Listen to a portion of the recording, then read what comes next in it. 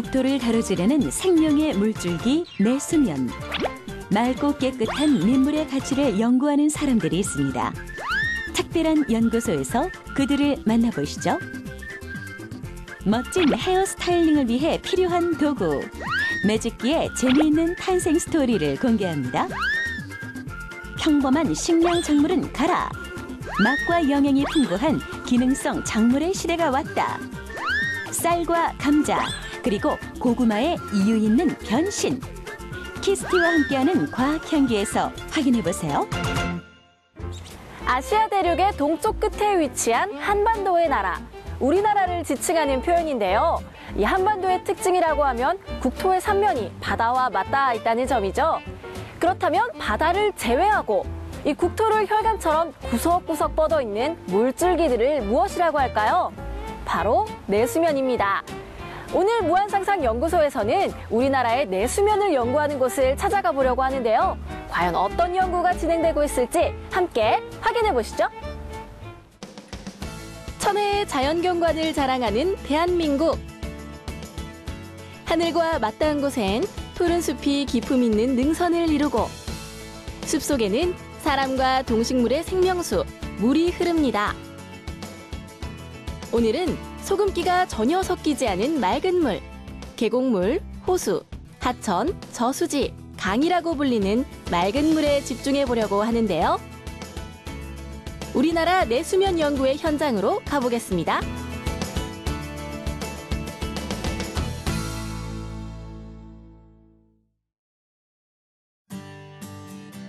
경기도 가평군에 위치한 국립수산과학원 중앙내수면연구소. 연구소 이름만 들었을 때는 정말 연구 범위가 광범위하겠다라는 막연한 생각이 들었는데요. 과연 이곳에선 어떤 연구가 진행되고 있을지 박사님들을 만나볼까요? 안녕하세요. 안녕하세요. 마침 박사님들이 모여 회의 중이었는데요. 이분들이 바로 우리의 내수면을 책임지고 있는 전문가입니다. 중앙내수면연구소, 이곳에선 어떤 연구가 이루어지고 있나요? 네, 우리나라 내수면의 생태계 보존, 그리고 수산자원의 지속적 이용에 관한 거와 담수생물 자원 보존, 또 생물 주권 강화, 그다음에 양식기술 개발, 이래서 미래를 여는 풍요로운 내수면 산업 구현을 위해서 설립된 곳입니다. 이 수산자원 하면 바다 생물들이 떠오르는데요. 내수면 수산자원은 어떤 것들이 있나요? 수산자원의 바닷가를 생각하는 것은 우리가 먹는 것들 때문에 그렇습니다. 그렇지만 내수면도 상당히 많은 것들을 먹고 있습니다. 우리가 맥이라든지 쏘가리라든지 하면 알 거고, 그다음에 낚시 대상종인 붕어라든지 이런 것들은 많은 국민들이 이용하고 있어서 내수면 수산자원을 통칭할 때 민물에 사는 모든 고기를 얘기를 하는 겁니다. 우리나라의 내수면 수산자원이 점점 감소하고 있다고 하던데 그 이유는 무엇일까요? 내수면이라는 게 이제 주로 이용하는 방법이 목적 외로 이용하는 것이 됩니다. 대부분의 경우는 우리가 물을 먹는다든지 이렇게만 생각하고 있기 때문에, 그 다음에 또 이 사대강 같이 이렇게 개발 대상으로 생각합니다. 그 다음에 남획이 된다든지 또는 이 서식처가 파괴되고, 그리고 또 대부분의 경우들은 수질오염이나 이런 것들이 내수면에 집중됩니다. 이렇기 때문에 수산자원은 계속 지속적으로 줄어들고 있는 겁니다. 내수면은 우리가 지켜야 할 소중한 환경자원이자 생태계의 보고이고 어업의 현장이며 우리의 식수원입니다. 어느 조건 하나 빼놓을 수 없을 만큼 중요한 역할을 하는 내수면. 때문에 보존과 관리가 중요한데요. 내수면을 둘러싼 지역개발이 가속화될수록 담수생물의 서식지가 사라지고 생태계는 변화하고 있습니다. 게다가 기후변화, 저가 수입산 급증, 그리고 담수어종에 대한 잘못된 소비인식 등이 내수면 산업의 경쟁력을 떨어뜨리고 우리 고유종의 자리를 위협하고 있는데요. 멸종위기에 처한 우리의 고유종을 되살리기 위한 노력, 그리고 내수면 산업을 새로운 소득의 장으로서 활성화하기 위한 노력. 이러한 구체적인 노력들이 이곳 중앙내수면연구소에서 이루어지고 있다고 합니다.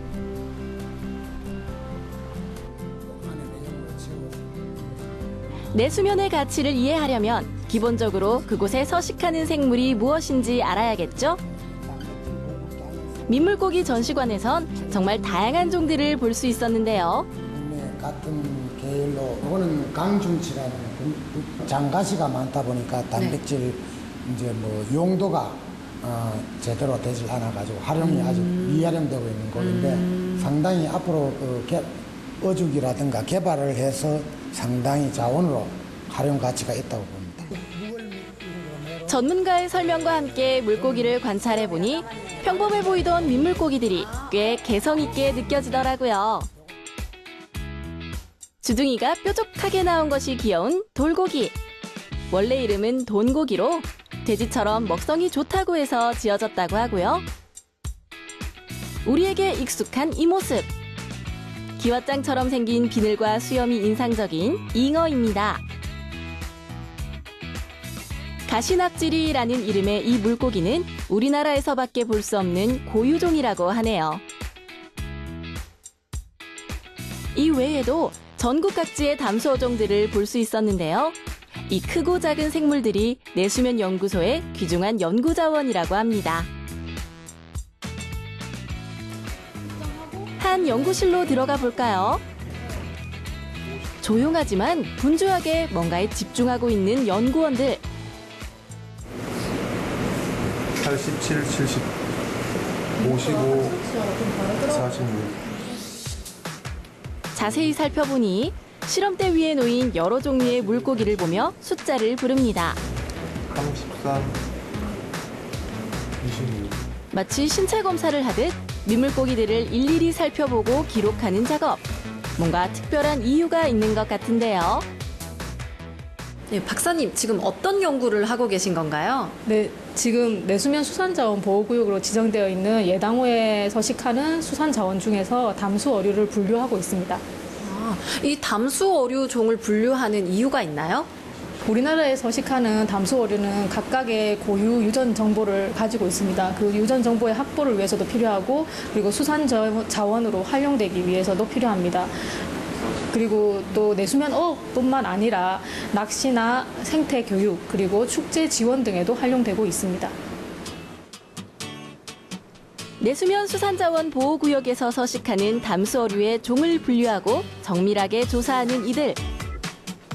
물고기의 형태와 비늘무늬, 작은 점 하나까지 세밀하게 살펴보는데요.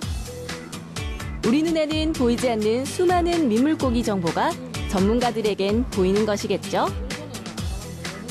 이렇게 관리구역을 지정해 수산자원을 지속적으로 모니터링함으로써 서식어종의 종류와 생태, 그리고 생물학적 특성을 알 수 있고요. 나아가 내수면 어업 환경과 생산성을 관리할 수 있다고 합니다. 네, 자원생물학적 조사는 수산자원의 정밀 측정을 통해서 산란 생태, 연령과 성장을 연구하는 것입니다. 내수면 수산자원의 지속적인 이용을 위해서는 어린 물고기와 산란 친어를 보호하는 것이 중요한데요. 특히 이용 가능한 자원만 활용하는 것이 꼭 필요합니다. 연구를 위해서라면 내수면이 있는 곳 어디라도 달려가는 연구원들. 배를 타고 그물을 치고 물고기를 건져 올리는 현장 조사 모습은 내수면 어업에 종사하는 분들과 구분되지 않을 정도인데요. 중요한 것은 연구소로 돌아가서 이들이 이뤄내는 일이겠죠. 또 다른 연구실, 박사님이 시선을 떼지 못하는 물고기가 있었는데요. 이 연구실의 주인공은 바로 이 물고기입니다. 10cm 내외의 아담한 크기에 예쁜 외모가 돋보이는데요. 만약 여러분이 이 어종의 이름을 알고 있다면 민물고기 전문가라 해도 과언이 아닐 겁니다. 특이한 산란 방식을 가지고 있으며 몇몇 종은 멸종 위기에 처해 있어 연구자들의 각별한 관심을 받고 있다고 하는데요. 자, 이제 이 물고기의 정체를 알아볼까요? 박사님, 이 물고기는 이름이 뭔가요? 예, 이 종은 납자루라는 물고기인데요. 형태적으로 측편되어 있는 이런 특징을 가지고 있기 때문에 납자루라는 이름이 붙여졌습니다. 이 납자루 아까의 종은 우리나라에 12종이 있는데 그중에 대부분이 한국에 있는 고유종이면서 토속 어종입니다. 서해안 서해안과 남해안 일대의 하천 하류에 서식하며 물이 맑고 수초가 우거진 곳을 좋아하는 납자루. 납자루학과의 종들은 모두 고유 담수 어종이며 몇몇은 멸종 위기에 처해 있어 납자루의 서식지 보존과 종 보존이 시급하다고 합니다. 박사님, 이 납자루의 서식 환경과 특성이 궁금하거든요. 예, 납자루는 그 12종이 국내에 있는데요. 그 종 대부분은 아주 청정한 지역에 서식하고 있는 이런 특징을 가지고 있습니다. 그리고 이런 납자루 종류들은 조개의 몸속에다가 산란하는 아주 특이한 이런 생태적인 특징을 가지고 있습니다. 그런데 여기 보고 있는 이 치어들은 이 조개의 몸속에다 산란하는 이런 걸 생략한 그런 상황에서 연구소에서 인위적으로 인공 산란을 시킨 이런 그 치어가 되겠습니다. 납자루는 조개의 입수관에 산란관을 넣어 알을 낳고 정액을 방사해 부화시키는 습성을 지니고 있는데요. 연구소의 이 치어들은 조개를 거치지 않고 인공적으로 부화시킨 것입니다. 여러분이 보고 계시는 납자루 치어들의 올망졸망한 모습은 우리나라에서 거의 찾아보기 힘든 장면이라는 사실, 아마 눈에 잘 담아두셔야 할 것 같습니다.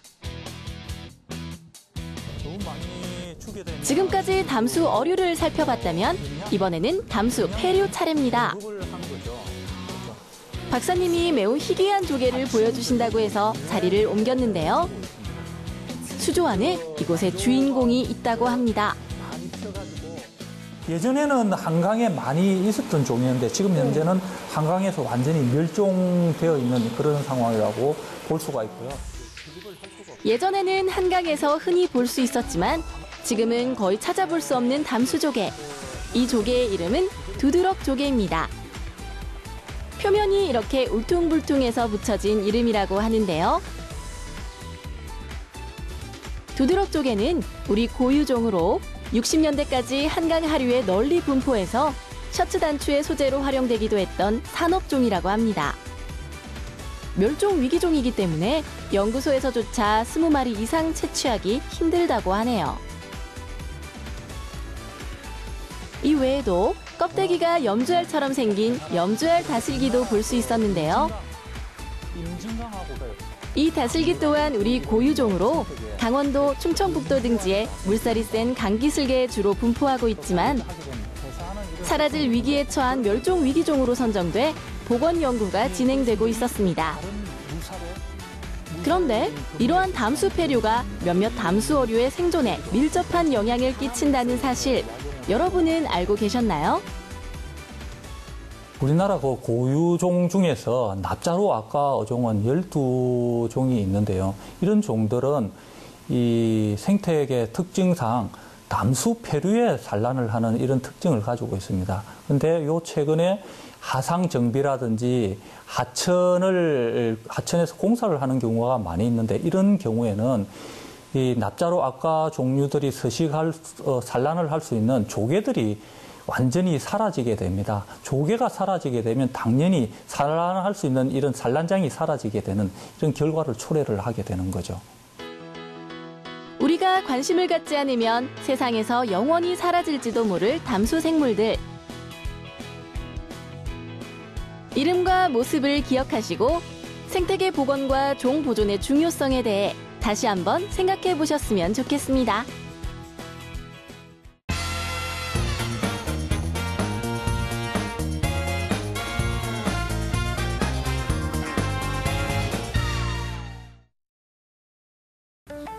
딱 봤을 때 새우 같은 느낌. 이곳은 어떤 담수 생물의 양식장인데요. 이곳에선 내수면 산업의 활성화를 위해 친환경 공법이 적용된 담수 생물 양식 기술을 확인할 수 있다고 합니다. 그렇다면 이곳의 주인공을 만나봐야겠죠. 짠! 바로 새우입니다. 조금 생김새가 특이한데요. 가재와 닮은 이 새우의 이름은 큰징거미 새우입니다.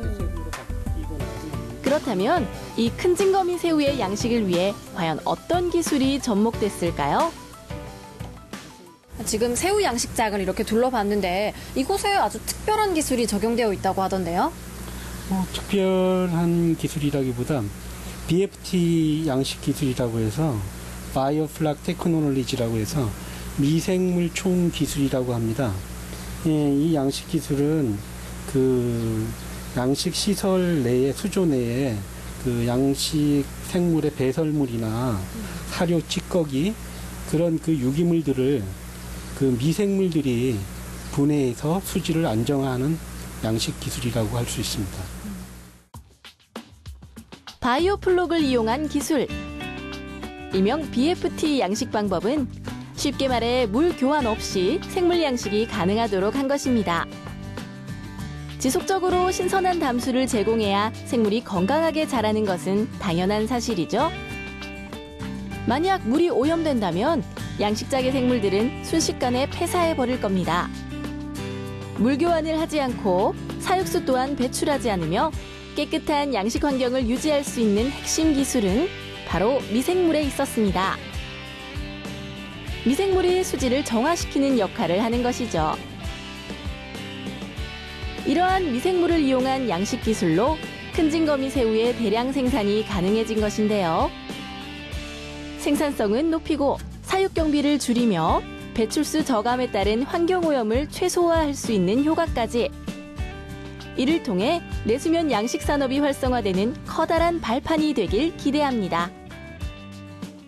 여기 와서 담수 어류에 대해서 굉장히 많은 것을 알게 되었고 많은 어종도 알게 되었고요. 야외 조사 나가면서 또 어업인분들이나 하천, 호수 이런 데 다니면서 굉장히 자연에 대해서 많은 것을 느끼고 보람을 느끼고 있습니다. 생물을 다루는 양식 분야의 연구를 하기 때문에 제가 하고 있는 그 양식 품종에 대한 양식 기술을 개발을 해서 양식을 하고자 하는 어업인이나 그 일반인들이 그 품종을 양식해서 그 어떤 경제적인 그 도움이 되었을 때가 가장 보람되었다고 할 수 있겠습니다. 네, 내수면 양식은 물론이고 생태계 보전, 보건, 기후 변화에 대응하는 기본적인 전략을 수립해가 종합적인 연구 체계를 갖출 생각으로 있습니다. 이제는 느껴지지 않으세요? 왜 담수 생물이 멸종되어 가는지, 왜 민물고기들을 되살려야 하는지 느껴지지 않으세요? 맑고 깨끗한 내수면을 지키기 위해 관심을 가져야 할 사람들은 비단 전문가뿐만이 아니라는 사실. 이젠 우리도 알아야 할 때입니다. 우리나라의 내수면 연구가 어떻게 이루어지고 있는지 살짝 엿볼 수 있었던 시간. 여러분은 어떻게 보셨나요? 이번 기회를 통해 우리 고유의 담수어종에 대해 배우고 또 멸종위기에 처한 민물고기들을 되살리기 위해 어떤 연구가 진행되고 있는지 알 수 있었는데요. 우리의 강, 우리의 하천에 좀 더 관심을 갖는다면 사라져간 물고기들이 되돌아올지도 모릅니다. 무한상상연구소, 저는 또 다른 연구소로 여러분을 찾아오겠습니다.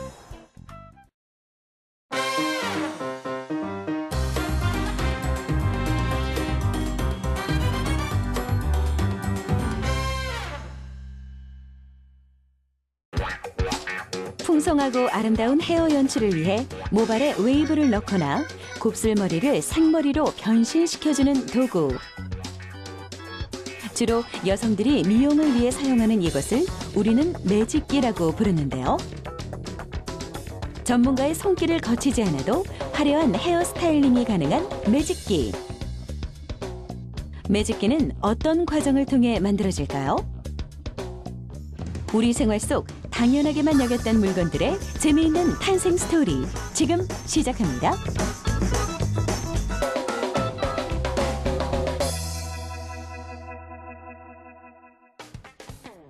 매직기의 제조 과정을 알아보기 위해 찾아온 서울의 한 공장. 매직기란 곱슬머리를 곧은 생머리로 펼 때 사용하는 일자 판 형태의 발열 기계를 말합니다. 하나의 매직기를 완성하기 위해선 다양한 부품이 필요한데요. 부품이 뜨거운 열에도 쉽게 녹지 않고 고온을 견뎌야 하기 때문에 사용되는 소재의 선정이 중요합니다. 부품은 종류에 따라 나일론 수지, PET, LCP 등의 엔지니어링 플라스틱을 사용하는데요. 이 소재는 공통적으로 기계적 강도와 내열성이 우수하고 내마모성, 난연성이 뛰어납니다. 특히 LCP 소재는 액정 플라스틱으로 액체 상체에서도 결정을 유지하는데요. 그만큼 일반 플라스틱보다 강도, 탄성률이 높아 고온에서 장기 사용이 가능한 플라스틱으로 알려져 있습니다. 미세한 가공이 가능해 디자인 성형이나 작은 부품의 제조가 가능한 것입니다. 매직기의 핵심 부품은 열판. 열판은 직접적인 발열 부품으로 알루미늄과 세라믹을 사용하는데요. 내구성과 열 전도율을 높여 온도를 모발에 전달하는 역할을 합니다. 네, 저희 매직기 같은 경우에는 고온에서 견뎌야 되기 때문에 나일론이나 PET 아니면 LCP 같은 중요 부품으로 플라스틱 계열로 구성이 되어 있고요. 그리고 가장 중요한 핵심인 열판의 경우에는 알루미늄 판에 세라믹 도료를 도장을 해서 사용이 되고 있습니다. 매직기 제조의 첫 번째 공정은 내부 조립 과정. 매직기 몸체에 열선 부품을 장착하는 1차 조립 단계입니다. 매직기는 짧은 시간에 목표 온도까지 발열시키는 제품인데요. 매직기 안에 전기가 흐르면서 저항이 높은 도체를 만나면 전압이 발생하게 됩니다. 이때 전기 에너지가 열 에너지로 바뀌면서 열판에 열이 전달되는 것이죠. 전류가 제대로 흐를 수 있도록 열선을 연결하는데요. 부품의 크기가 작고 연결 작업이 어려워 부품 누락이 되지 않게 꼼꼼히 작업합니다. 매직기는 순간적으로 섭씨 200도까지 올라가는 제품으로 사용자의 안전에 주의를 요구하는데요. 열판이 과열되지 않고 일정한 온도를 유지할 수 있게 부품을 장착합니다. 다음은 바디 조립 과정. 매직기에 몸체를 연결하는 2차 조립 단계입니다. 열선 부품을 조립한 매직기는 외관의 디자인에 따라 제작된 덮개를 장착합니다. 먼저 열판에 연결된 전선을 정리하는데요. 내부 전선의 꼬임을 방지하는 과정. 지속적인 마찰에 의해 전선의 피복이 벗겨지지 않고 제품의 불량이나 화재를 방지할 수 있습니다. 매직기의 몸체에 맞춰 열판이 벌어지지 않게 틀을 맞춰 끼워줍니다. 열판은 머리카락에 직접 닿는 부분으로 뜨거운 열이 모발에 그대로 전달되는데요. 마치 다리미로 옷을 다림질하듯 열판으로 모발을 펴줍니다. 여러 번 사용하면 모발이 손상될 수 있기 때문에 세라믹을 도장한 열판을 사용하는 것인데요. 세라믹 열판은 열 전도율이 높은 대신 일정 온도를 유지하려는 특성을 가지고 있어 모발의 손상을 최소화할 수 있습니다. 조립 단계는 여기서 끝이 아닙니다. 제품의 전기 코드가 360도 회전할 수 있게 회전 연결 부품을 장착하는데요. 기존의 매직기는 전기 코드가 고정되어 있어 오래 사용하다 보면 전기가 연결되지 않거나 끊기는 등의 문제가 발생했습니다. 회전하는 부품을 장착해 코드 피복의 마모를 줄이고 전류가 막히는 문제점을 보완하는데요. 상하 좌우로 이동이 가능해 제품의 수명을 늘리고 품질을 높일 수 있습니다. 가장 중요한 것은 열판을 지지대에 거치하는 장착하는 공정이고요. 그 공정은 열판의 갭을 보기 때문에 가장 중요합니다. 그 갭을 앞뒤 갭이 벌어질 경우에 한쪽 면에서 모발이 뜯긴 현상이 일어날 수 있기 때문에 열판을 장착하는 공정이 가장 중요하다고 할 수 있습니다. 열판은 표면이 매끄러워야 합니다. 울퉁불퉁한 열판은 모발 손상이 심하고 뜯김 현상이 나타날 수 있는데요. 열이 틈새에 의해 분산되어 모발의 중심에 전달되지 않으면 모발 표피가 녹아 머릿결이 푸석해지고 끊어집니다. 때문에 열을 모발에 균일하게 전달하고 손상을 최소화하기 위해서 열판의 표면이 매끄러워야 합니다. 모발은 단백질 약 80%, 수분 15%, 그 외 모발을 건강하게 유지하는 데 필요한 원소들로 이루어져 있는데요. 매직기는 열판에 발생하는 열로 모발의 수분을 방출하고 모발 속 단백질 분자 구조를 일시적으로 변형시킵니다. 이때 수증기가 발생하는 현상을 바로 수소 폭발이라고 합니다. 모발 속 수분이 열에 의해 증발하는 현상. 모발이 견딜 수 있는 최적의 온도를 설정해야 모발 표면에 피막이 만들어지며 윤기 있는 질감을 표현할 수 있습니다. 이 모든 과정을 거쳐 조립 과정이 마무리됩니다. 이어지는 내전압 시험, 절품의 절연성을 검사하는 과정입니다. 내전압이란 전기 기계나 기구가 파손되지 않고 견딜 수 있는 전압의 한도를 말하는데요. 매직기에 일정 시간 동안 전압을 가해 부품이 훼손되지 않고 사용할 수 있는지 검사합니다. 매직기의 양쪽 몸체에 차례대로 전압을 흘려주는데요. 제품의 누전 발생을 검사하고 규정된 전압을 견디는지 확인합니다. 뿐만 아니라 제품이 제대로 작동하는지 기능 검사도 함께 이루어지는데요. 온도를 나타내주는 LED 램프 검사와 온도 복원력을 꼼꼼하게 검사합니다. 매직기 같은 경우에는 온도 복원력이 가장 우수한 특징 중에 하나인데 온도 복원이 바로바로 즉각적으로 반응을 해야 여러 번의 슬라이딩 없이 단 한 번의 슬라이딩만으로도 충분한 스타일링이 가능하기 때문에 모발 손상을 최소화시키기 위해서는 온도 복원력이 신속하게 반응할 수 있는 매직기가 가장 좋은 매직기라고 할 수 있겠습니다. 온도 복원력이란 열판의 온도가 초기에 설정한 온도로 신속하게 복원되는 기능을 말합니다. 모발의 형상이 사람마다 다르기 때문에 매직기의 온도 설정도 모두 다른데요. 설정한 온도보다 높아지거나 낮아지면 원하는 모양의 머리 모양이 완성되지 않고 모발이 크게 손상되기 때문에 기존의 온도로 빠르게 복원되는 기능이 중요합니다. 내전압 시험을 마친 매직기는 곧바로 외관 검사로 이어집니다. 제품을 손질하는 마지막 단계. 매직기의 외관에 이물질이 발생했는지 유관 검사가 이루어지는데요. 이물질, 찍힘, 스크래치, 부품 누락이 없는지 항목을 확인하며 검사합니다. 일일이 수작업을 통해 조립하는 매직기는 부품에 의해 외관에 상처가 나거나 이물질이 발생할 수 있는데요.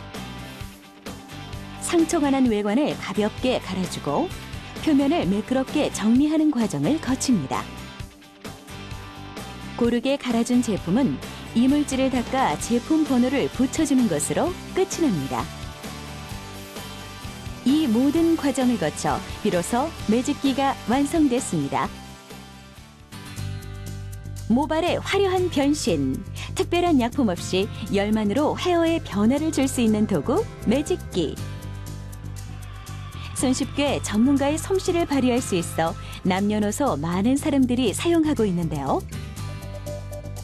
우리가 알지 못했던 매직기의 탄생 과정 속에는 수많은 공정과 과학기술이 필요하다는 것을 알 수 있었습니다. 생활 속 도구를 바라보는 새로운 시선, 사이언스 오브 메이킹. 다음 주에도 계속됩니다.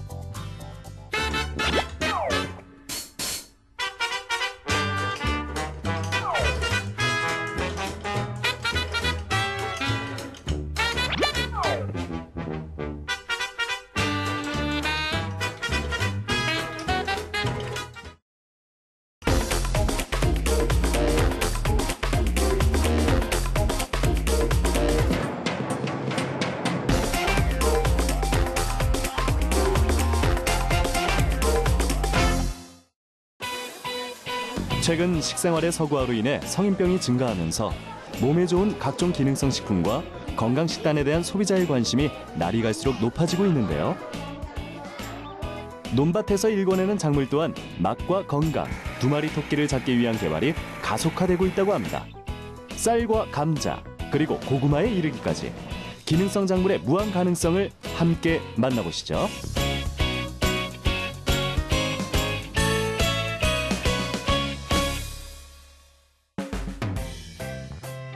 한국인의 주식인 쌀. 그러나 변화된 식생활로 요즘 밥상에서는 잘 찾아볼 수 없게 됐는데요. 하지만 쌀을 섭취하면 하루 에너지의 30~40%를 담당하는 주요 에너지원이 생긴다는 사실.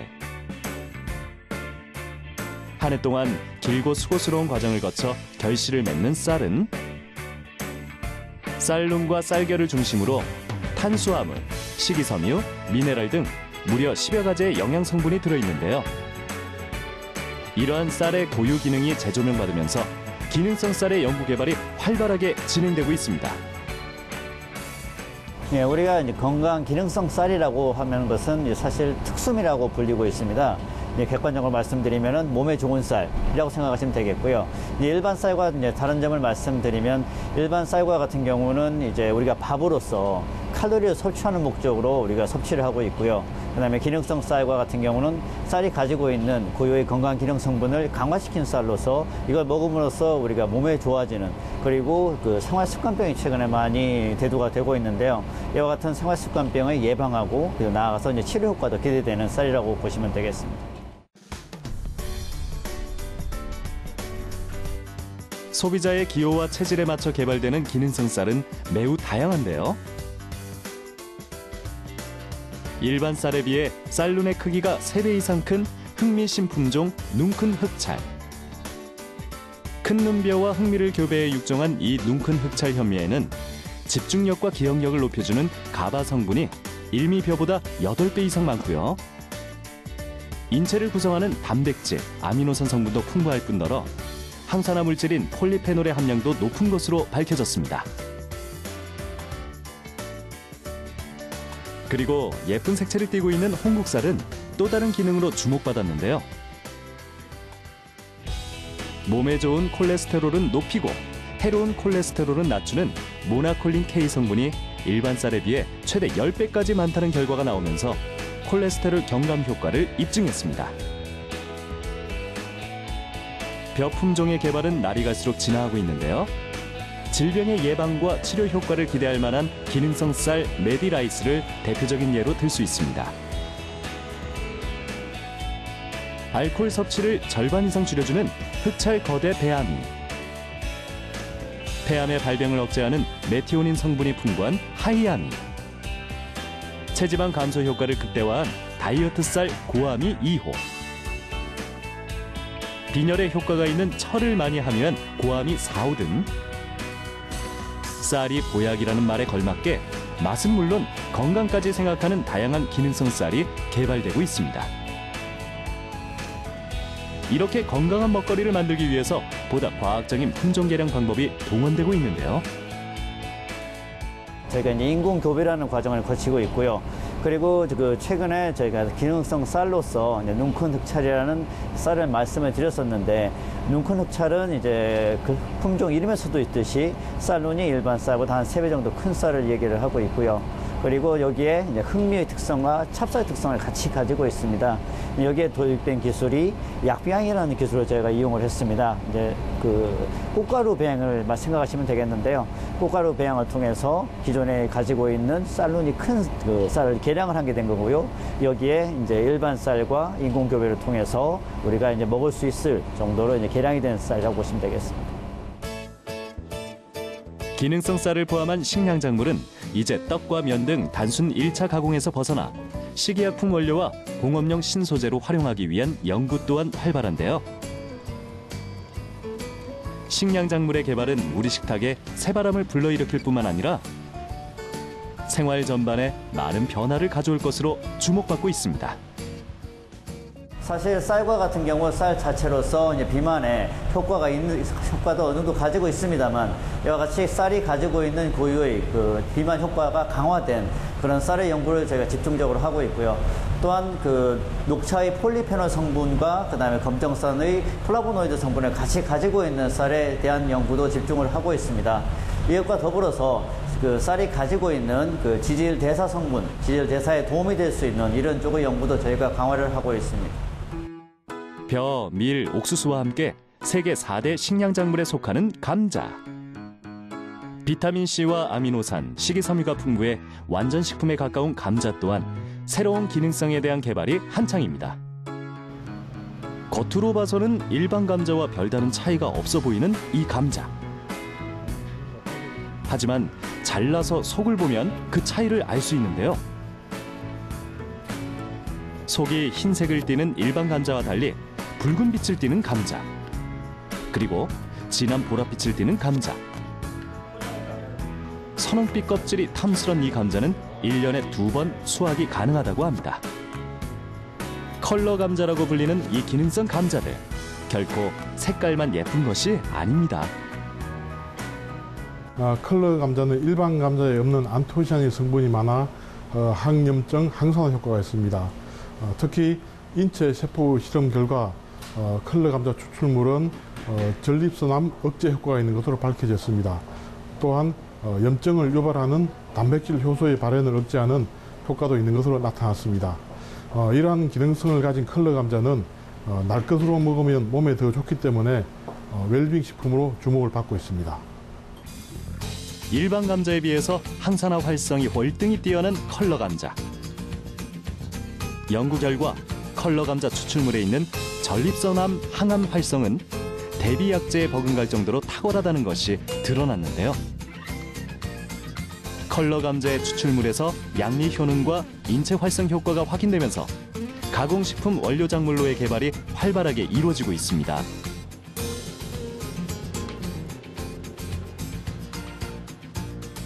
자주색 감자 자영과 붉은색 감자 홍영은 피부 미백과 주름 제거 효과가 뛰어나다고 밝혀져 감자칩이나 빵과 같은 식품의 소재는 물론 화장품의 원료에 이르기까지 고부가가치 산업 소재로도 다양하게 활용되고 있는 것입니다. 앞으로는 컬러 감자의 기능성을 이용해서 컬러 감자 음료나 천연 컬러 감자칩, 감자빵과 같은 다양한 소재를 발굴해서 산업화 시켜나갈 계획입니다. 또 그 일반 가정에서 누구나 쉽게 요리할 수 있도록 깐 감자를 조금씩 포장해서 유통하는 기술도 현재 개발 중에 있습니다. 컬러 감자만의 특징인 다양한 색을 이용한다면 농촌 체험 관광 상품으로까지 발전시킬 수 있을 것으로 기대하고 있습니다. 또 다른 기능성 작물하면 고구마가 빠질 수 없는데요. 남녀노소 누구나 좋아하는 달콤한 뿌리채소 고구마의 무한 변신. 컬러 감자의 대항마로 등장한 컬러 고구마입니다. 주황색 고구마인 주황미, 그리고 자색 고구마인 신자미 등이 대표적인데요. 겉모양은 일반 고구마와 비슷하지만 껍질을 벗겼을 때 육색 전체가 주황색이거나 자색인 컬러 고구마. 화려한 색에 그 효능이 숨어 있다고 합니다. 네, 일단 기능성 고구마는 일반 고구마에 들어있는 모든 성분과 더불어서 자색 고구마에는 안토시아닌 성분이, 그리고 주황색 고구마에는 베타카로틴 성분이 다량 함유되어 있습니다. 모두 다 아시다시피 이런 안토시아닌이나 베타카로틴 성분은 항산화 활성이 우수하고 또 노화 방지, 간 기능 개선, 그리고 항암 효과, 이런 다양한 역할을 하는 성분이 되겠습니다. 연구 결과 고구마의 발암 억제율은 무려 98.7%로 당근, 샐러리 등 항암 효과가 있는 채소 가운데 1위를 차지했는데요. 자색 고구마의 안토시아닌 추출물은 항산화 물질로서 활성산소를 제거하고 간장의 예방 효과, 혈압 강화 능력이 탁월하다고 하고요. 한편 주황색 고구마의 베타카로틴은 발암 물질을 제거하는 기능이 있어 뇌혈관 질환, 심장병, 위암에 의한 사망률을 낮출 수 있다고 보고되고 있습니다.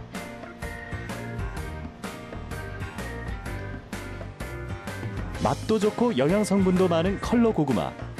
하나의 컬러 고구마가 만들어지기까지 고구마 인공교배를 통해 종자를 얻고 이로부터 새로운 품종을 육성하는 데에 약 9년 정도의 기간이 소요된다고 하네요.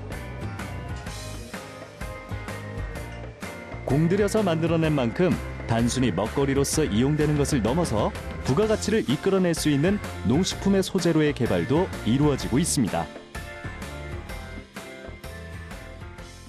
일단 가장 큰 목적으로는 소비 다양화를 될 수 있습니다. 또 일반적으로 그냥 고구마를 삶아서 먹기도 하는데 이런 기능성 고구마는 생으로도 먹을 수 있고 또 이 그 기능성 고구마에 들어있는 색소를 추출해서 천연 염색 재료로도 사용할 수가 있습니다.